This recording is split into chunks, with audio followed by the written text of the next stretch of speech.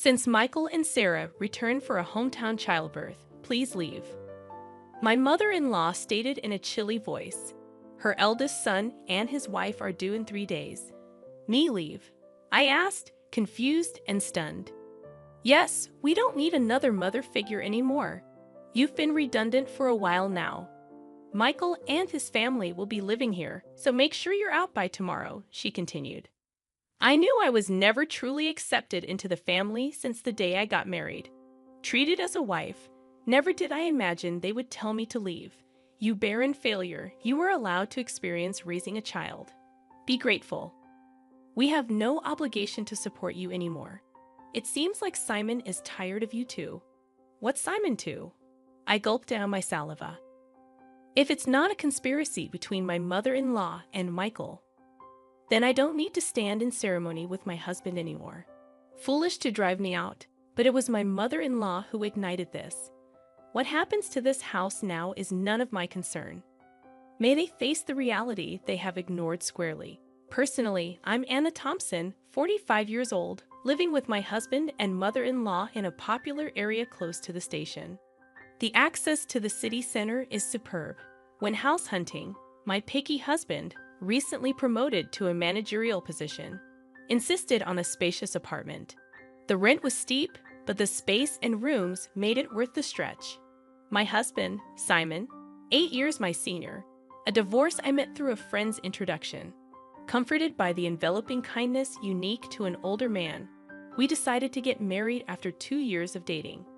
Even when I told him about my infertility due to past illness, his affection did not waver.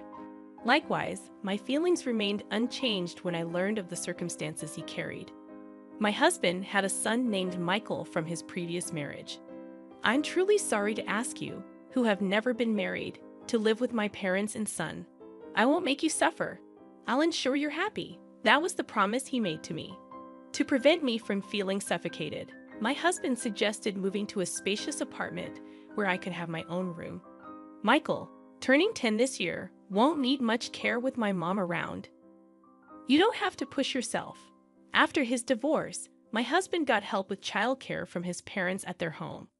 A few years later, Simon's father passed away in an accident, and it seems his mother took over as Michael's caretaker. From the first meeting, Michael wouldn't even make eye contact with me. I thought it might be his shy nature, approaching a difficult age, so I didn't worry. As long as they accepted me as a member of the household, I was content. My mother-in-law was a quiet and refined person. When I visited to formally introduce myself after our engagement, she treated me with such politeness that I thought we would get along fine living together. I'll continue to prepare the meals as I have been. Simon comes home late, so it's okay if we eat at different times, right, Anna? I'll leave the cleaning and laundry to you. All right, let's work well together. After getting married, I switched from a full-time employee at the pharmacy to a part-timer due to the division of household chores. I started work a bit later in the morning, so I wouldn't get home until nearly 8 p.m. Dinner was always ready when I arrived, making me feel good about living together. My mother-in-law and Michael usually had dinner before I got home, so I was always eating alone. Even after getting married, I sometimes felt a sense of, is this it? But I came to accept that this was our family style. From the beginning, my mother-in-law never really liked me and didn't consider me part of the family at all. Michael, the school's activity day is before summer, right? When is it? We're all going to see you.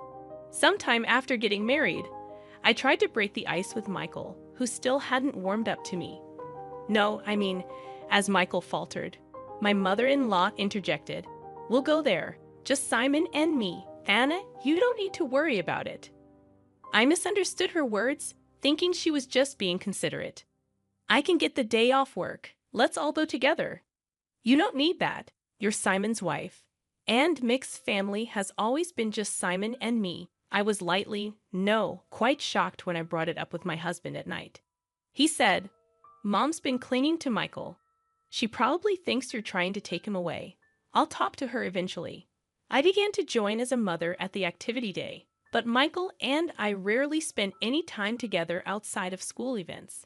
Sometimes I could tell Michael wanted to say something, but my mother-in-law always cut in between us. I later found out that she had been bad-mouthing me to Michael. Anna said she could be happy with Simon if Michael weren't around. She's a terrible person. Dad must be deceived by her too. If a boy in his formative years hears such things, it wouldn't be strange for him to distrust me. It was a sickening story, but at that time, I hadn't imagined that my mother-in-law could do such a thing. After graduating high school, Michael immediately moved in with his girlfriend and left home. As soon as he started college, a year after he started working, he married her without a ceremony. Once Michael moved out, my mother-in-law surprisingly stopped doing housework altogether. Instead, it seemed that picking on me had become her sole entertainment. She stopped cooking, which she used to do before, and now just sits at the dining table waiting for me to come home. Without a moment to sit down, I would stand in the kitchen and prepare dinner. You're really inefficient. At this rate, it'll take you all night. I was never good at cooking, partly because I had always relied on my mother-in-law to prepare the meals. Whenever I did manage to cook, she would taste each dish and invariably complain, "This tastes awful." "I'm sorry, I'm trying my best." You're astonishingly tone-deaf when it comes to flavors, Anna. It's a good thing Michael never had to eat this. How terrible. If she thought so, she might as well make it herself. But it seemed she just wanted to complain to me, not just about the meals, but she started nitpicking everything from the cleaning I never used to do to the laundry. "Why are there so many wrinkles on the laundry? You have to vacuum every nook and cranny. You really can't do anything right. Didn't your family teach you anything?" With that, my mother-in-law sighed while looking at me being belittled. Even about my family, I clenched my fists in frustration. "I don't know how you won over Simon, but I can't see much charm in you as a woman." And she always concluded with the same line, "If you hadn't come, Michael would have never left." I understood that there was a gaping hole in her heart since Michael had left. Maybe it was what they call empty nest syndrome. If taking it out on me made her feel better, that's what I told myself to endure it. But her bullying took on new energy after a certain event. That event was the pregnancy announcement from Michael's wife, Sarah. The joy my mother-in-law exhibited was unlike anything I had seen before. "It's Michael's baby. It's bound to be adorable. Yeah, he'll be my first grandchild." Watching the two of them rejoice, I was happy too. But my mother-in-law's excitement was beyond normal, probably because Michael asked her, "Grandma, can Sarah have our baby at your place?" Sarah's family home is an hour away by plane, and since they have no one else to rely on here, they turn to us for help. Of course, my mother-in-law wouldn't dream of turning down Michael's request. The phone calls from Michael started to become frequent, and her excitement went through the roof. The next day after getting the news, she started preparing enthusiastically. From cleaning out Michael's room to preparing the bedding and making a list of baby items, it was like she had great-grandchild fever. Naturally, I had to get involved too. When I returned from work, "Anna, I vacuumed Michael's room, so you need to wipe the floors and the windows and please wax them too. This weekend we're going to the department store to look at baby cribs." Cleaning and waxing at night was tough, especially after a long day at work. If I even thought about cutting corners, I'd be told to do it over again. Moreover, my mother-in-law started asking for money, and before I knew it, the house was overflowing with baby stuff. "Anna, I need you to withdraw some money tomorrow. There are things I want to get ready for the baby again. Isn't it wasteful to prepare so much when Sarah and Michael haven't even arrived? Shouldn't we wait and choose together with them?" I had wanted to meet my mother-in-law's requests, but I was troubled by the relentless spending. How can you be so cold? It's Simon's grandchild. Oh, that's right. You're not related to Michael by blood. You don't care, do you? That's not true. Please don't say that. I just thought Sarah might want to pick things out herself. Wouldn't you want to choose things for your own child? Perhaps because I was making a valid point, my mother-in-law glared at me sharply. I immediately thought I had gone too far, but it was too late. Without a word, my mother-in-law went back to her room looking upset. I did reflect on it, but I was also shocked to be spoken about in such a way. regarding Michael. The next morning, my mother-in-law didn't come out of her room, perhaps still angry. Simon had a 3-day business trip starting that day, so he just called out, "I'm leaving," through her door. Please don't throw cold water on Mom's great-grandchild fever. She hasn't been the same since Michael left. You were worried too, right? I was. But if we spend all our money like this, we'll have nothing left when Michael and Sarah arrive, right? Simon's face immediately turned sour. Are you saying my earnings are too low? That's not what I'm saying at all, Simon just said, "Fine," and left with a look of dissatisfaction. Discussions about money always end up like this. Since I'm the one managing our finances, I can't help but think ahead. Of course, there's a reason for that. We've been married for 13 years. Simon has provided me with a very comfortable life. Your part-time income is for you to enjoy. Simon had always told me so. I saved everything beyond what I needed for myself. Even though it's in my name, I consider it our shared property. But then Simon's company's performance declined, and over the last 5 years, his salary has dropped to 2/3 of what it was when we first got married. While there's uncertainty whether his company will last until his retirement, he doesn't seem to consider changing jobs. For appearances in front of my mother-in-law, my husband couldn't give up his title as a department head. Now I'm the one paying the rent, and he covers the living expenses. We've kept this from my mother-in-law to save my husband's face. That day, I left work a bit early to apologize to my mother-in-law. When I got home, she was already sitting at the dining table waiting for me. "I'm sorry about yesterday. I may have gone too far," I admitted, but my mother-in-law remained silent. Instead, she blindsided me with unexpected news. Michael and Sarah are returning for a hometown childbirth. "Please vacate," my mother-in-law declared in a chilly tone. The eldest son and his wife were set to arrive in 3 days. Perplexed and stunned, I asked, "I have to leave." She affirmed, "Yes, we don't need another mother figure anymore. You've been redundant for a while. Michael and his family will be living here. Make sure you're out by tomorrow." The realization hit me hard. I had never truly been accepted into the family since the day I got married. I had always been treated as an outsider. The news of Michael's return for the birth made it clear. "You barren failure," my mother-in-law continued. "You are allowed to experience raising a child. Be grateful. We have no obligation to support you anymore. It seems like Simon is tired of you too. Maybe he's getting along well with a new girlfriend by now." Shocked, I gulped down my saliva, contemplating the possibility of my relationship with my husband growing distant. Could this be a trap I fell into, thinking my husband would never? I remembered that, up until a year ago, he never had overnight business trips. "All right, I'll eat out tonight," I said, grabbing my bag and leaving the house to walk aimlessly. I needed to calm my severely shaken heart. Worried about my husband, I tried calling his cell phone despite my mother-in-law's words. I still wanted to talk to him, but he didn't answer, no matter how many times I rang. I dialed his office, only to learn that he had taken a couple of days off. My mother-in-law's words began to ring more true. Could he really be on a trip with another woman? Dark thoughts crowded my mind, and I found myself overwhelmed with emotion, tears streaming down my face. Staggering along, I noticed the tavern behind the station, a place we used to frequent when we first moved here. "It's still here," I thought as I entered. "Welcome."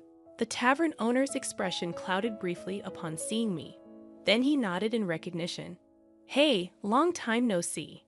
It's been about 8 years. I used to come here a lot with my husband," I said. "Yes, it's been a while." "I remember you," he replied. I couldn't help but smile, feeling a sense of relief. "Can I get a beer and a mixed plate of grilled chicken, please?" I asked. The owner, a man of few words as always, nodded. As I sipped the cold beer and savored the grilled chicken, I took out my cell phone, and the screensaver lit up with a photo of us when Michael turned 18.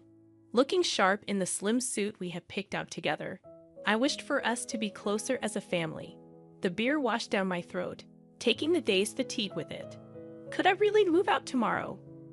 Contemplating the next steps, I searched for moving companies, finding one for the job the next day. I also looked up junk buyers and saved 2 companies in my favorites. Changing the screensaver on my phone seemed to clear my head completely. The beer and grilled chicken tasted exceptional. I decided to think about everything once I got home.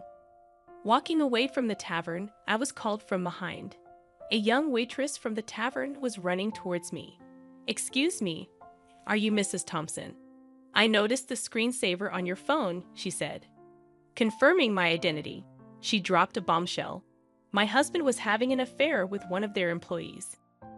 We exchanged contact information, and she promised to keep me informed.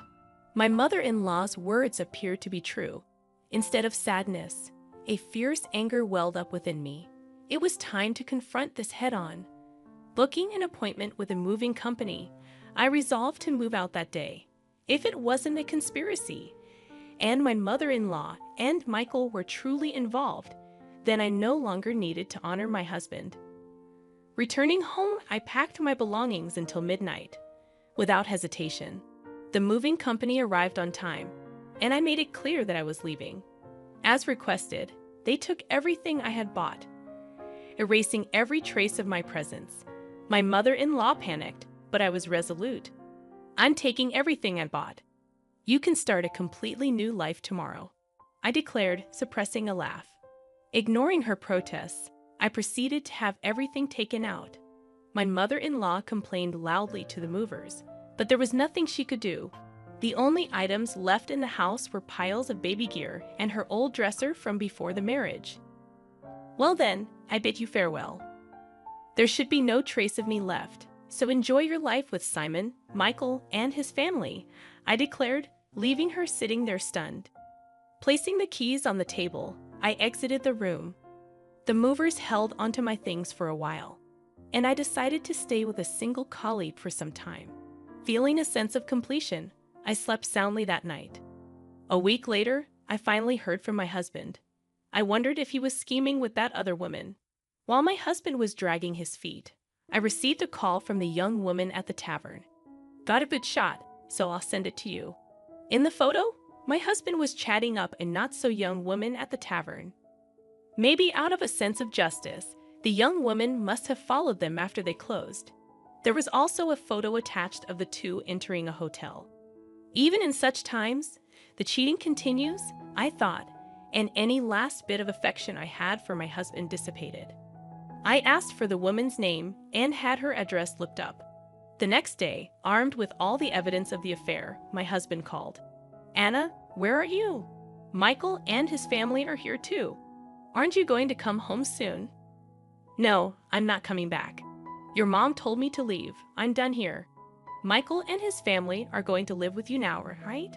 I knew it. Michael and his family were out of money and looking to crash at our place. I heard that after graduating from a vocational school, they've been hopping from job to job, and now they're working part-time. "No. I want you back, Anna. I went to the pharmacy, and they said you're off for a bit.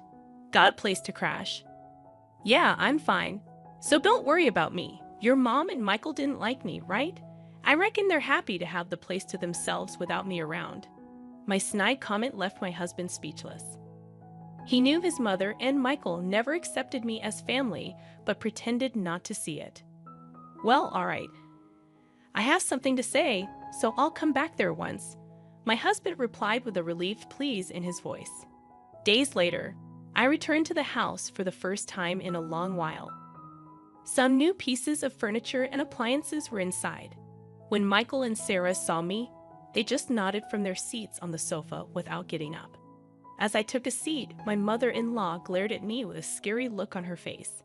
The atmosphere was tense, and just as I thought to get things done and leave quickly, Michael spoke up. "What are you doing here? You took everything from the house. What kind of monster does that? Dad's been supporting you, and you've had it easy." I sighed.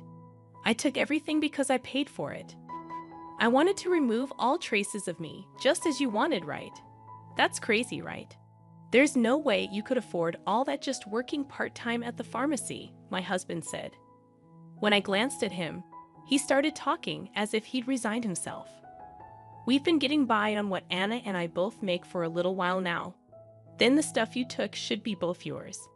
Instead of my speechless husband, I decided to speak up. Simon's company has been doing poorly, and his salary plummeted. That's why, for the past 5 years, I've been covering what's missing. But that wasn't enough, and now I'm the one paying our rent. My mother-in-law looked at my husband with surprise. "I'm not just a part-timer, I'm a part-time pharmacist, and the pay is quite good. I'm making more than Simon now." At my words, my husband awkwardly looked away. My mother-in-law's eyes were frantically shifting between my husband and me. "From now on, Michael, you'll be paying the rent. You're going to live here, right? After all the help your grandma's given, it's time for you to take care of her." Michael looked at me with a shocked expression. When I dropped the news suddenly, "Rent? How much is it?" he asked. "It's $5,600. Good luck, since it seems my role as a mother is over. I don't have an obligation to take care of you anymore. Pull yourself together. You're going to be a father soon." Michael murmured with a shake of his head, "That's impossible." It was Sarah who raised her voice upon hearing this. "Wait, $5,600? Weren't we supposed to live here for free, covering rent and living expenses?" I almost burst out laughing. "Don't worry, Sarah. You can move to a cheaper place. Simon still makes a decent salary." Hearing this, Sarah's face relaxed a bit. "Oh, since I'll be leaving you, Simon, life might still get tough with your mistress, huh?" At that, Sarah finally broke down in tears. It was my husband who panicked. "What? What are you talking about?" Sarah replied, "Oh, your mother told me about the new woman. I guess it's time to end my role as a wife too. My husband must think there's no evidence. Indeed, it hasn't even been 10 days since I left the house. Wouldn't that hurt Mary if she heard you? Well, I'll get in touch about that later." At the mention of Mary's name, my husband jolted, realizing that I knew everything. He held his head inside. This is not the atmosphere to write a divorce paper. "Well then, I'll be going now. Please talk to me further through a lawyer." Neither my husband Simon nor Michael said anything more, staying silent as I grabbed my bag and stood up. My mother-in-law stood up simultaneously, slamming her hands on the table. She yelled with a voice too strong for an elderly woman, "What the hell? It's all your fault our home is in shambles." I was instantly irritated. "It was you who told me to leave. It was you who said Simon had another woman. And you interfered with my relationship with Michael. Everything was you." I felt a surge of heat in my chest. I regretted not being more assertive with my relationship with Michael, not holding back because of my mother-in-law. "Michael has nothing to do with this. It's time for you to step up, Simon. He's going through a hard time. You should support him as his wife, take responsibility as a family member." What is she even talking about? If she hadn't called Michael back home, if she hadn't hinted at Simon's affair, I would still happily support Simon and this home I always believed in and supported. "Simon, where are you? Michael, why are you still here?" It's all her fault. My mother-in-law's lips tightened into a line, and she was trembling. I slipped past the silent mother-in-law and quickly left the room. Afterward, Simon agreed to the divorce rather easily. It seems my determination was strong, and he couldn't counter the evidence of the affair. Shortly after, it seemed like they started the process of moving out of the apartment. In the end, Michael and Sarah went back to their apartment and never lived with the mother-in-law. Simon seems to be considering remarriage, but Mary was furious over the alimony and his request for her to live with his mother. I've heard they're considering whether to place my mother-in-law in a care facility. After all the love she poured into her son and grandson, it's somewhat sad to think they're ready to abandon her now. Perhaps she's served her purpose too.